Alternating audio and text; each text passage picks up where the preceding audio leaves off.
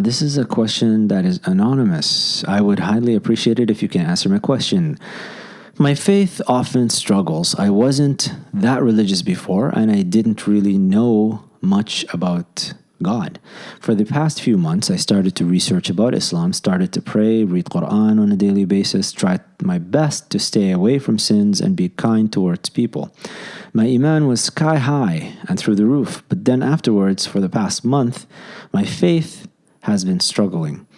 I questioned so many things and videos talking about Islam in a negative way, and all the harsh YouTube comments towards Islam has really crushed my foundation. I know you're very busy, and I hope I don't take much of your time. Peace and love. Lastly, I want to remain anonymous if you do make a video about it. Well, I'm not making a video. I'm answering it in a podcast. But I will keep you anonymous, my friend. And what I can tell you is, I think it was Sidi Ahmed Zarruq that said this. It's either Sidi Ahmed Zarruq or Ibn Ata'illah. The phrasing was النفس خبيثة وتميل إلى الغلو في الرشد والغي, that the self is insidious and it inclines towards extremism in both righteousness and in wickedness. What does that mean? It means that you could be someone who is not really practicing, just doing your own thing, and then all of a sudden you start to research and you practice and you get really, on this faith high. The thing is, your nafs was not used to this. I'll give you an example so that it's more practical, because I'm struggling with this right now and it's bothering me a lot. I hate squatting in the gym. I really dislike it. So I decided, you know what? I'm going to squat now. Because I don't like it and I know it's an important foundational exercise. I'm going to start squatting. I used to squat back in the day, but I just got into leg presses and stuff like that and just didn't want to squat anymore. So now I got into squatting. And what did I do? Because I'm just an idiot.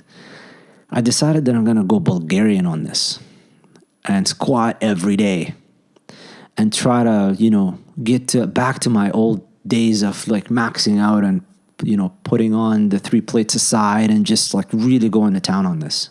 What ended up happening? I've got quadricep tendonitis. It's an exercise that I'm not used to doing. I leg press like no tomorrow. I'm fine. I do legs. It's not like I skip leg day. I do leg day. I just don't like to squat, and I haven't had an injury. So leave me alone. I'm just being lazy. And then I decided, nope, this says something about your character. You need to squat. So I started to squat, and I didn't just squat. I really squatted. I was doing it every single day. And what ends up happening? Quadricep tendonitis. And so I'm struggling, so I can't squat anymore. I'm hating squatting again, but now it's because it hurts, and it hurts in a bad way because my tendons are aching from it. So now I'm engaged in all of this rehab work and trying to fix it because I really don't want to skip leg day. The same kind of thing happens with religion. You go off, you're doing something, you think you're fine, and then all of a sudden you get this zeal and you want to practice, and then you get spiritual tendonitis. And that's kind of what's going on with you. And so what ends up happening? You start watching videos that's what I started doing. I started watching videos about why you don't need to squat, why you can just do leg presses and you're fine, and squats are not that important and they're overrated and this and that. And so I start to my nafs, my lower self is telling me all of the things that I could do to avoid doing this thing. So what should have been the approach instead of that? The proper approach would have been, homie, you did not squat for a long time. So what you need to do now is work up to it, get your form right, and do it in a frequency that is reasonable. And don't just get under the bar and think that, hey, because you can leg press all of this different weight, that you can necessarily go and start off really heavy all of a sudden when it comes to the squats.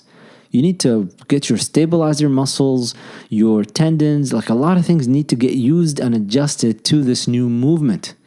And so you don't go heavy right off the bat, which is what I did. And I got quadricep tendonitis. So what I would say to you is, first of all, YouTube, the way that it works, and I've spoken about this time and time again, and I keep bringing it up because I want people to really be weary of this and pay attention to it. The algorithms that it uses and the so-called artificial intelligence formula that are used in YouTube, Facebook, all of these different websites, lead you down a path when you start watching a video to get you to watch similar videos to it. And that will have an impact on your beliefs. So if you look at now people talking about how did people become radicalized online, how did these white supremacists get radicalized online, how ISIS people get radicalized online, it all starts with a video, with a single recording or a video that people watch or listen to, and then it just goes down a rabbit hole from there. So I would say stop with all of this YouTube stuff and get yourself a proper, if your means of getting Islamic education is online, I would say go to someplace like seekershub.org, I think it is. So just put in Seekers Hub in Google and start with their basic courses. And that would be a more organized, efficient way of attaining your Islamic knowledge, and do it slowly. Get your spiritual tendons used to this new movement that you're doing before you add to it. Every time you feel yourself that, and the way that you can check yourself is by saying, let's say that you weren't praying before and you just started to pray. Restrict yourself to the 5 daily prayers. Even if you feel an urge that, I can do more, I really can, don't. Just do the 5. And stick with doing the 5 and perfect doing the 5. And do not build up on the 5 until you know that you cannot live without the 5 daily prayers. So, and I can tell you, like if I'm out and about and I'm just, for whatever reason, I'm unable to perform a prayer because I'm just stuck somewhere, whatever the case may be, I actually feel the impact of that. And I start to get agitated. Things don't go right for me. I need to pray. So you need to get to the position of that. And that could take you some time, but I would say just start off basic. Don't overwhelm yourself. The Prophet ﷺ and Habib ﷺ said, أَوْغِلُوا فِي هَذَا الدِّينِ بِرِفْقٍ. Enter into this religion, delve into this religion gently. And he ﷺ also said, لَا يُشَادَ الدِّينَ أَحَدٌ إِلَّا غَلَبَهُ. No one will take this religion with extremism except that it will overwhelm them. You will be overburdened.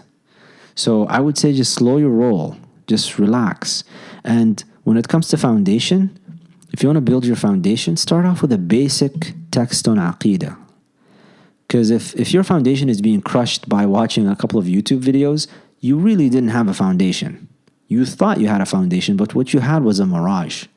So there's a free list that I put out, a free playlist of a course that I recorded on the Creed of Deliverance. So you can listen to that on YouTube if you wish. I also posted it up on SoundCloud. So if you want to just listen to it on the go, it's available for you there. I'd say just take it slowly, relax, delve into it with ease, with gentleness. Read the Quran on a daily basis? Sure, read it on a daily basis. Maybe 5 verses and leave it at that. Don't try to do khatam of the Quran. Don't try to complete the recitation of the Quran all in 1 week or 2 weeks or whatever. Just, 5 verses is good enough. Just keep it at that. Keep it slow. Slow your roll. Just relax and build up slowly. I hope that answers your question.